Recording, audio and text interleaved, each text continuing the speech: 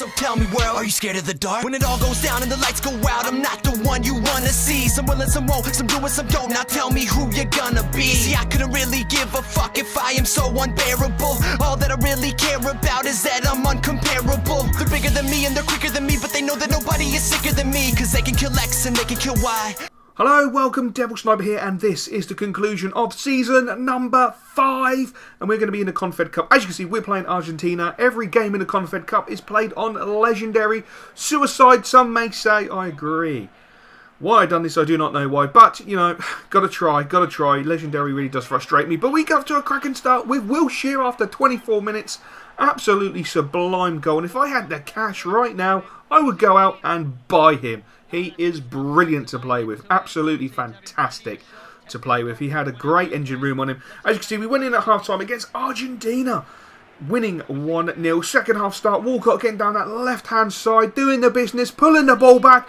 And Danny! What a head from Danny Welbeck.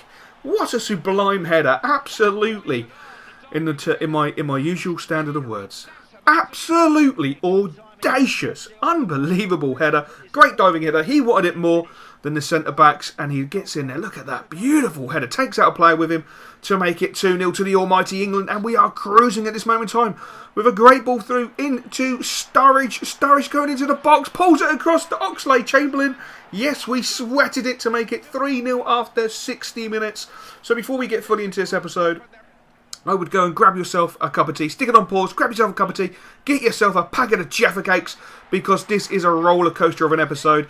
This is an absolutely epically long episode without it being a live episode, which is just unbelievable. I think this is the longest episode I've done with just a standard commentary. So we have a lot of business to do. As you know, it's the season end. We have the Confed Cup. It's the season end, and we're about to concede a second goal to Argentina. Oh my days, that is not good.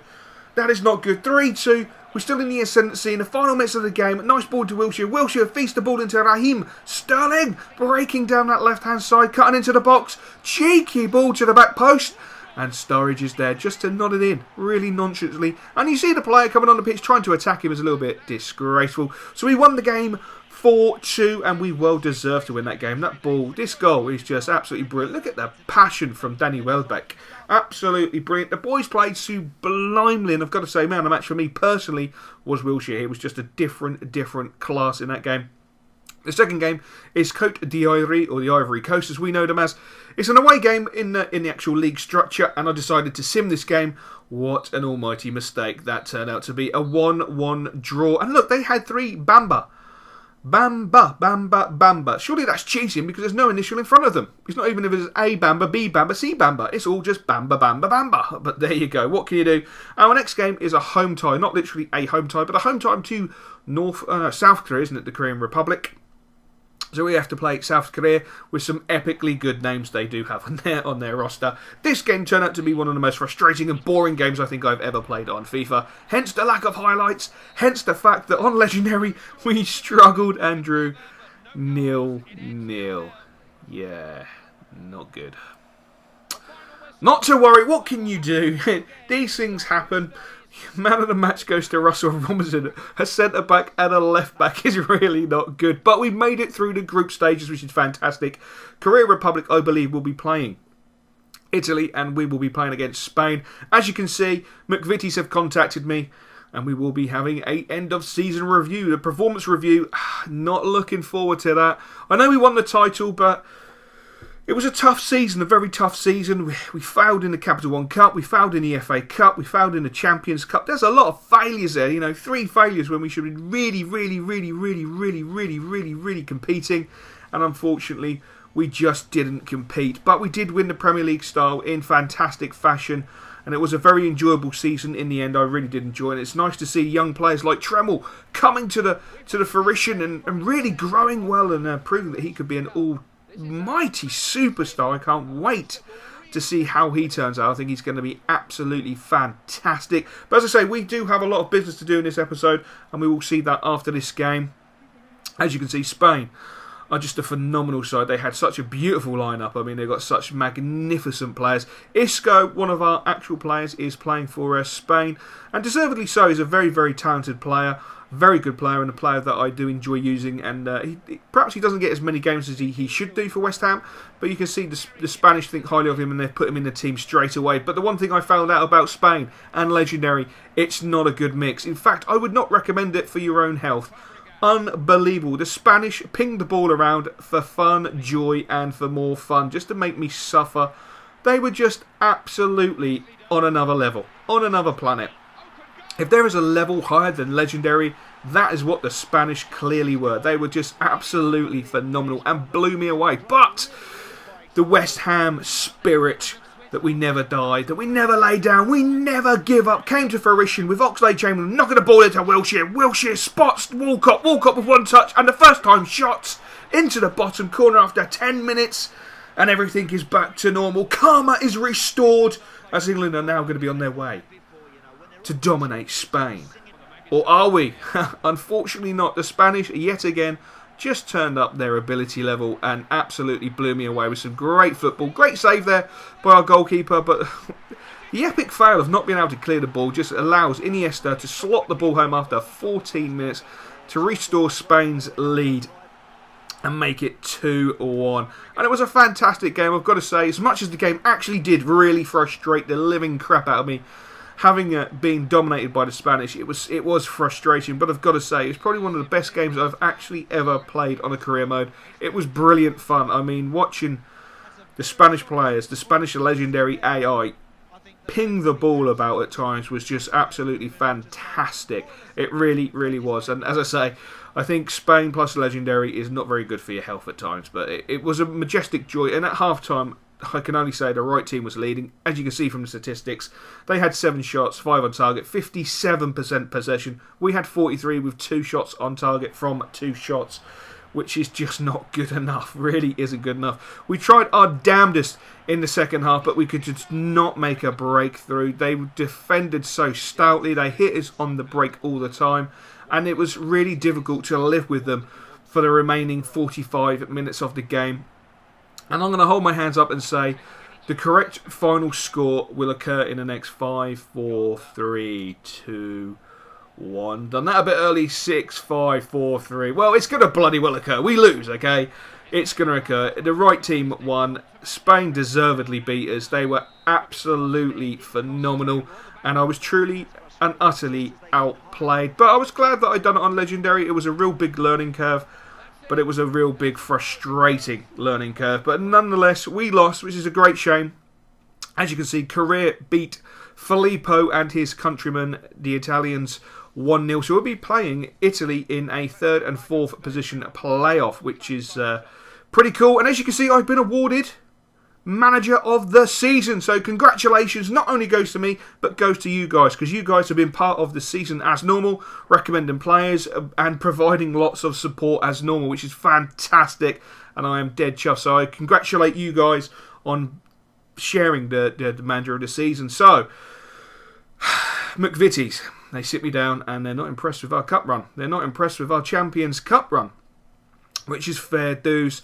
I was summoned to the headquarters. It was a fantastic day. I've got to say, it was a brilliant day out. Got to go around the Jaffa Cake factory yet again. Really do enjoy that. Saw some of the new Jaffa Cakes they're making, and it was absolutely fantastic. Spent a really good day with the board and the hierarchy at McVitie's. And as you can see, they were happy with us for winning the league title. But would that be enough to keep my job? Of course it would. They were more than happy to allow me to continue in the position, but they've set out some strong requests for next season. They basically want us to win the league title. That would be 3 titles back to back. That would be absolutely astounding to even contemplate it. As you can see, they gave us a good hefty chunk of dosh.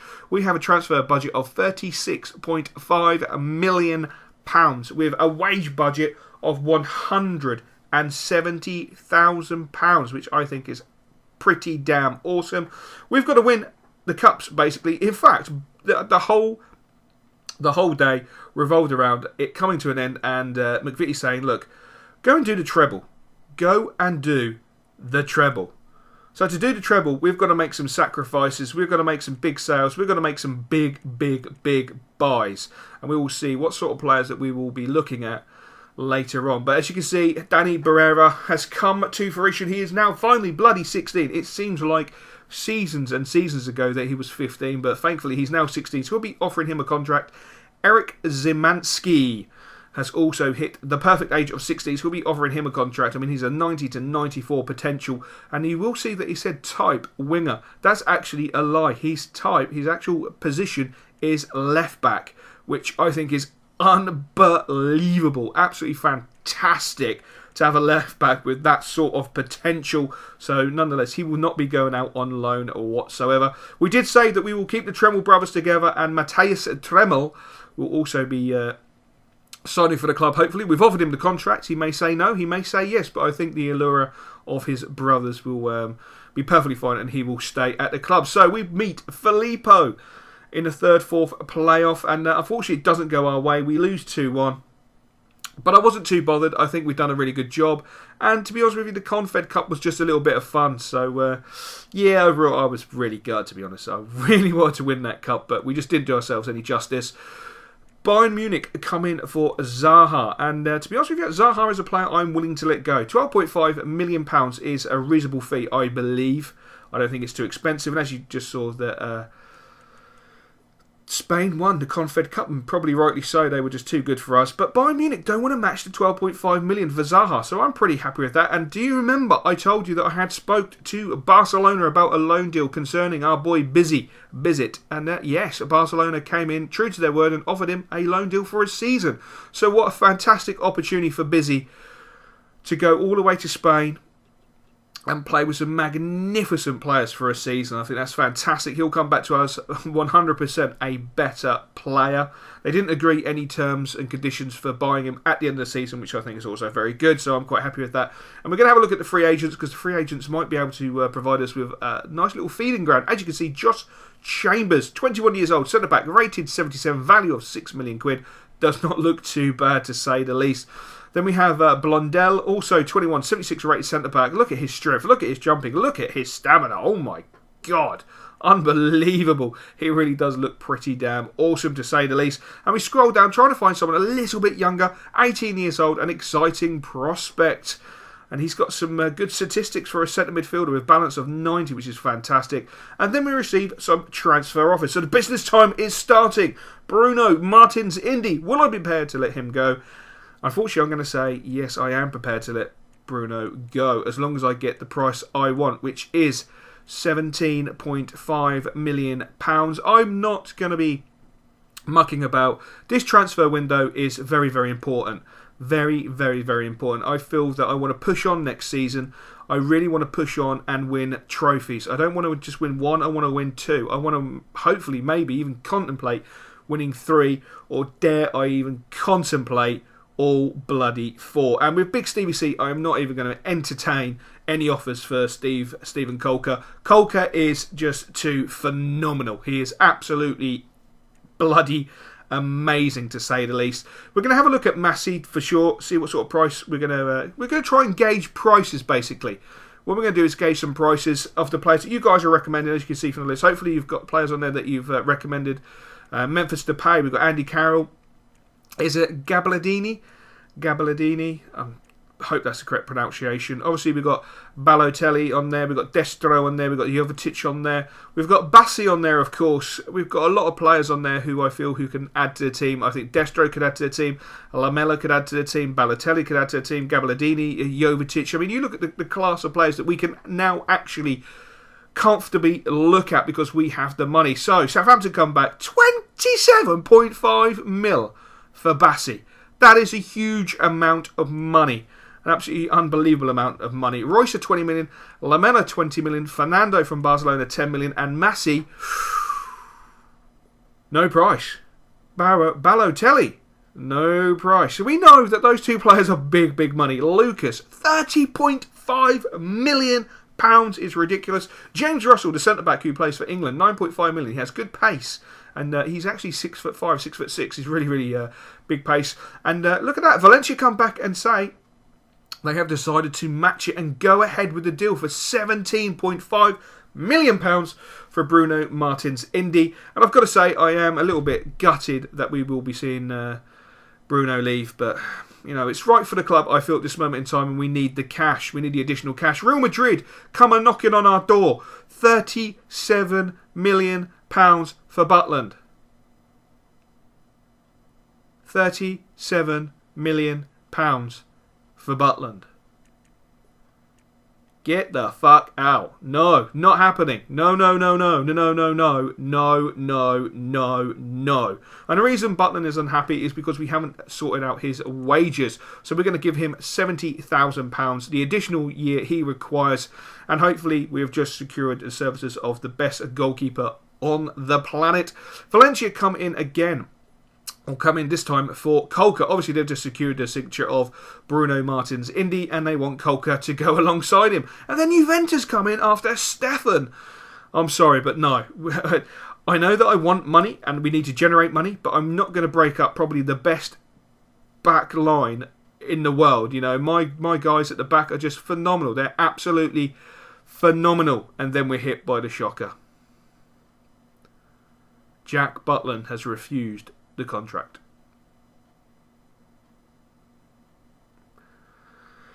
This is not good. This is not good. Pretty gutted, to say the least. Chewy, on the other hand, has a loan offer from Crew Alexandra, so we will be letting Chewy go out for a season's loan to Crew Alexandra. I think that will do the lad of the world of good. Callas and Spurs come in after Callas, and the answer to Spurs is a big fat no.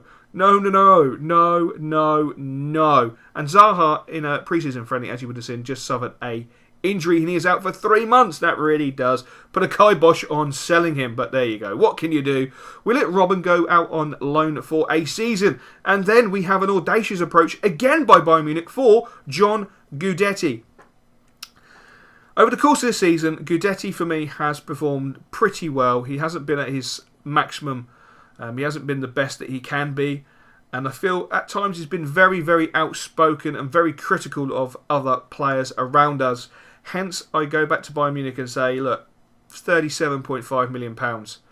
And we can do business. Anything less and no business can be done, unfortunately. So we'll see how Munich react to that. They might come back and say yay or nay. Gabs, unfortunately, it is time to let him go.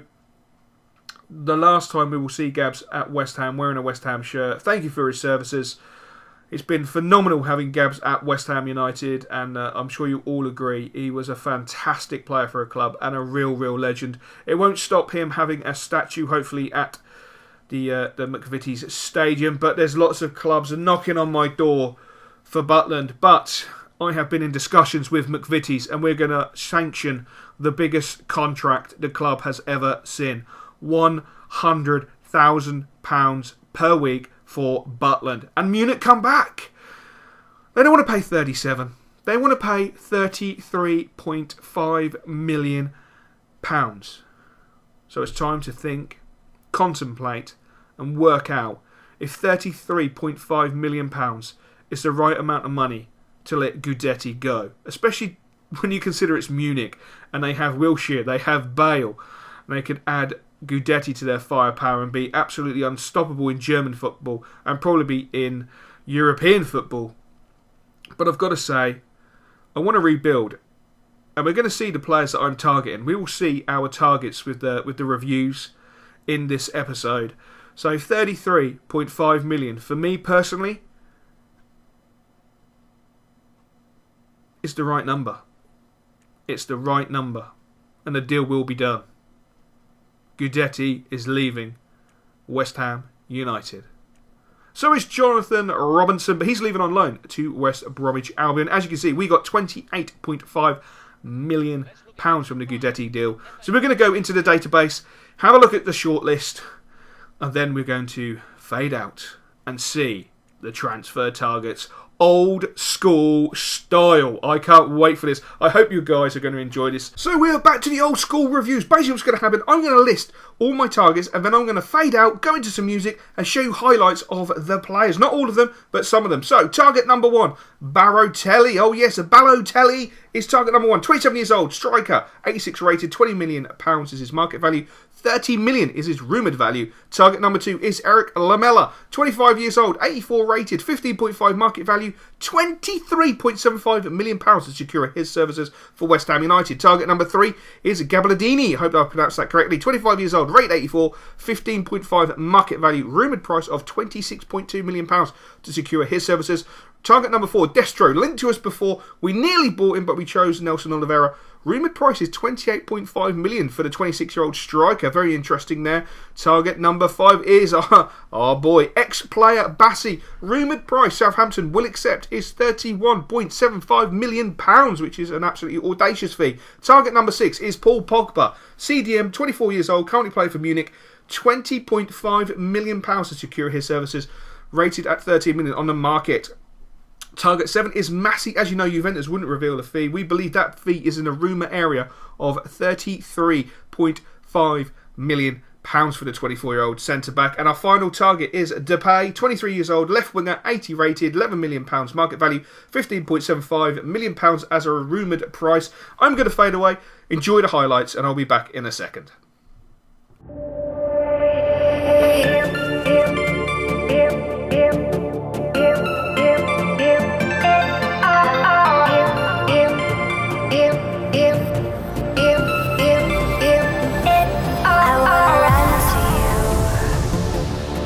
Get away. I wanna hide with you, but I can't escape.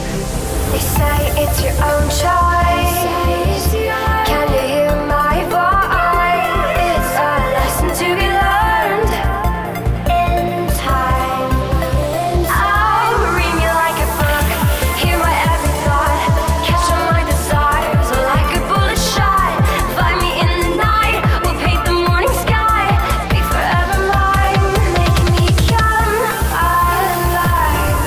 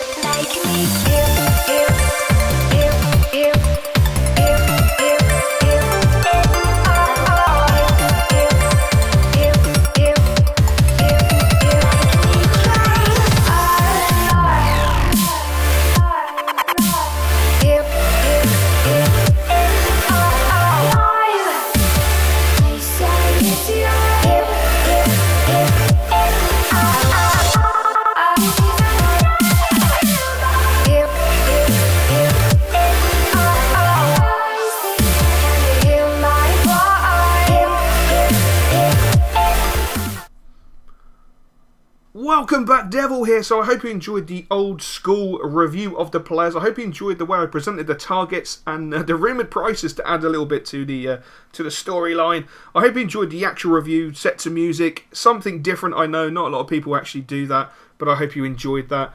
I hope you like the targets that we've actually acquired. You know, there's a lot of big players there. You know, the likes of Pogba, the likes of Balotelli, you know, the likes of Gabaldini, I hope I've pronounced that correctly, the likes of Destro, the likes of Lamela, you know, Massey. There's some really, really big players there. I'd be interested to know in the comments below your favourite part to season number 5, and also I'd be interested to know which players you would really like us to see us bring to West Ham United from that target list, because as I say, there's some really impressive players.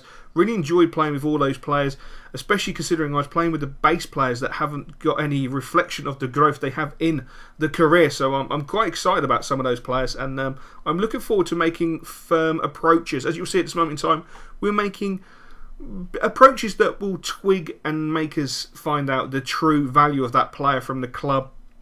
We all know that I'm not going to pick up a Bazza from the TV for £25 million. I mean, if we did, that would be audacious, but we all know that won't happen because Man City will want in excess of 30 million for him. The same with the likes of Gabaldini. You know, market value, he's not going to be sold for his market value, so we're pretty safe. No deals have been done as yet. It's now down to you guys to give me your feedback in the comments below, which I love and adore, as you know, because this is the most important time for me. The transfer window is the best time, and it's going to be a huge opportunity for us to see what sort of players we can actually bring in. Obviously, none of them will be here before we play Tottenham Hotspur in the Community Shield, which I'm looking forward to. The next episode will be the beginning of season number 6. Oh my days, it just sounds almighty when I say season number 6. So yes, we'll be starting season number 6. I will give everyone a good few days to have a chance to watch this long episode. I do appreciate it's quite a long episode, especially when it's not a live episode. It's quite a long episode and a lot of information to take in for you guys. And as normal, I will look forward to all your comments, to all your player recommendations. Now, there might have been a few players that we've missed out. I'll be looking forward to seeing the backlash from the Gudetti sale, if there's support for the Gudetti sale, or if there's a proper backlash from the Gudetti sale, which will be very interesting. But yes, 28.5 million in the end from Gudetti, which I think is pretty fantastic. And Lamela, 20 million, we'll have to see. Anyway, guys, I will catch you later.